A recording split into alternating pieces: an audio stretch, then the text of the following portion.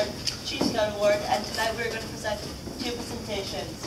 These are one and many Chief Scout requirements.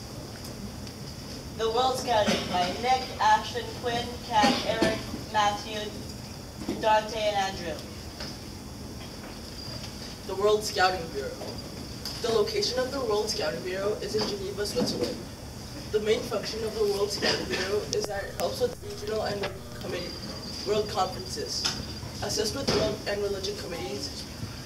It also helps with the services that are needed for the world and regional committees and meetings.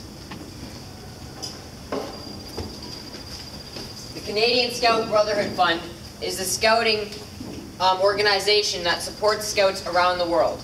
Canadian Scouts are lucky enough to have resources that other countries don't. So the Canadian Brotherhood Fund helps those countries by getting them materials so they can have a great scouting experience. World Jamborees. These jamborees are organized every 4 years, and it's for all the scouts in the world to come and have fun in one big place. The World Organization of Scouting Movement is in charge of the World Jamborees. Scouts Canada is involved by not just hosting one of the jamborees, but participating in every World Jamboree. The World Organization of the Scouting Movement. The World Organization of the Scouting Movement, or WOSM, is an international organization with millions of scouting members. WOSM was founded to help the education of young people and to make a better world for society. That's why on the Scout logo it says, "Creating a better world." So because Canada is a member of the WOSM, we have their logo on our uniform.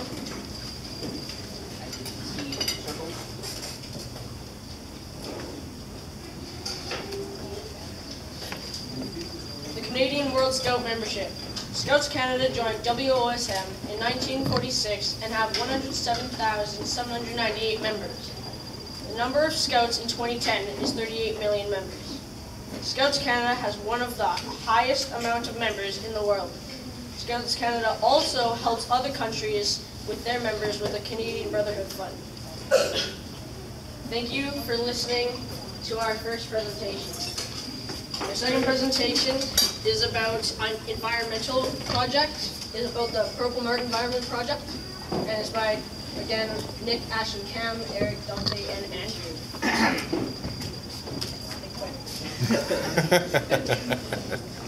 In partnership with the City of Port Coquitlam. The City of Port Coquitlam came to us to help with the Purple Martin Project. About the Purple Martin, they are part of the swallow family. Average length from bill to tail is 20 centimeters. Average lifespan is 2 to 5 years, with some living 6 to 7. Adults have slightly forked tails. Adult males are entirely black with glossy steel blue sheen, the only swallow in North America which has a coloration. Adult females are dark on top of some steel blue sheen and lighter underparts. Again, see the coloration no other bird has. What do Purple Martins eat? Purple Martins prefer to eat flying insects, like beetles, flies, dragonflies, midges, mayflies, mosquitoes, bees, and other insects like that. They tend to drink and bathe while skimming over the water. The 4 types of weather conditions can adversely affect the availability, causing the Purple Martin to starve. Constant temperatures below 10 degrees Celsius, steady rain or drizzle, strong winds, and dense fog. Without food, they'll become weakened after 2 to 3 days and will not survive after 4 to 5 days. But nestlings will only survive for 1 to 2 days without food. Purple Martins have a very specific aerial space requirements. They will not nest or inhabit dwellings that are near humans. They must be at least 30 to 120 feet away. They do not like to be near tall trees, or no tree should be taller than the Purple Martin housing, and at least 40 to 60 feet away. The height of the housing can be anywhere from 10 to 20 feet tall. Keep tall bushes, shrubs, vines away from the pole. Do not attach wires to the Martin house, especially if they lead to trees, buildings, or to the ground. Boat docks make ideal locations for mounting martin housing. This is a boat dock with a purple martin house, or birdhouse on it. What we worked on. A few Saturdays ago, we revisited the birdhouses we built last summer. We mapped out which birdhouses we went to, and we cleaned the birdhouses out. The birdhouses were full of past activity that was successful in the end. This is the place where we hung up our birdhouses. It's a special area that the city of Toko specially made for the purple martins. We helped make it better by building birdhouses for the purple martins. Okay. So bringing the purple martin back to Poco. So we're helping the bring back the purple martins by maintaining it, and we're building more birdhouses into this in a wildlife preserve that the city of Port Coquitlam has built for wildlife. And we've decided to bring back the purple martin because it's an endangered species. Contribution towards the project. Our goal was to keep the purple martins from going extinct. All Chief Scouts worked hard to build, install, and clean the purple martin birdhouses for the birds. How the job was split up. Everyone cleaned a birdhouse, so around 1 to 2 birdhouses each. The note-take control recorder was me, Ashton. The photographer was Andrew. The GoPro guy was Nick.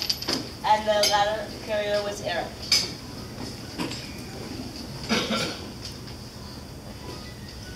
Alright, so cleaning out the birdhouses. This is where it gets interesting. So, no one really wanted to clean them out. There was a lot of fancy stuff in there. Birdhouse conditions, they were mostly clean. Two of them, but, and they were in good condition though. Alright, so, what we found. So first birdhouse, we had found bird remains kind of decomposed and some nesting stuff that had been eaten by wasps and a lot of spider webs. The second one, 2 slugs, nothing big. The third fit, all perfect, and the fourth had a decapitated bird and wasps. It wasn't pleasant, but yeah. The results in the project was a big success. There were lots of activity and we have learned from our experiences. When we go back next year, all of us scouts will put more time and effort into this project, and we are proud to say we have accomplished our goal from the start.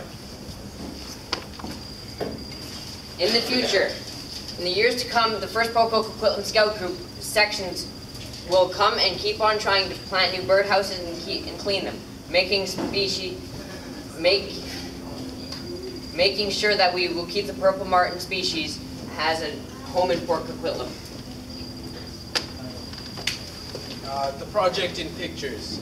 Take a look at our ongoing efforts in picture and video. Just picture. So there's us still in the building stage of the birdhouses last April. That's Eric, Max, and I, and there's people building birdhouses in the background. That's the picture that we had when we had finished building all the birdhouses. That's the leaders helping us build the birdhouses. There's Nick and John again. And that's Adam and Cam. Echo Cam and Mullet. So there's us putting up some birdhouses. So the way we were putting them up would be we would mount it onto a tree, have leg bolts going into the back of the house with the top off, as you can see, and we would then bolt it in with a socket, close up the top, and bolt on the bottom. There's Cam putting up one, technically on Mullet. And then there's Nick, Quinn, and John helping put up another birdhouse. There's birdhouse being put up and ladders.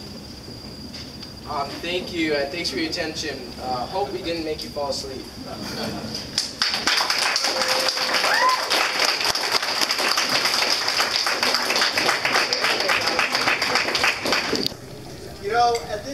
group.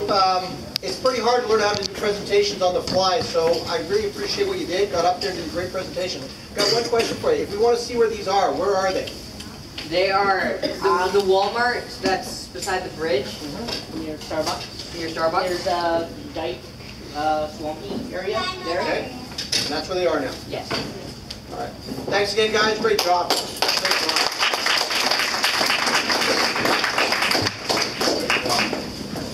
Kind of give you an idea where we're going next. We have dessert coming up. So you got before you rush to dessert, you get a couple of options. You can either reuse your plates like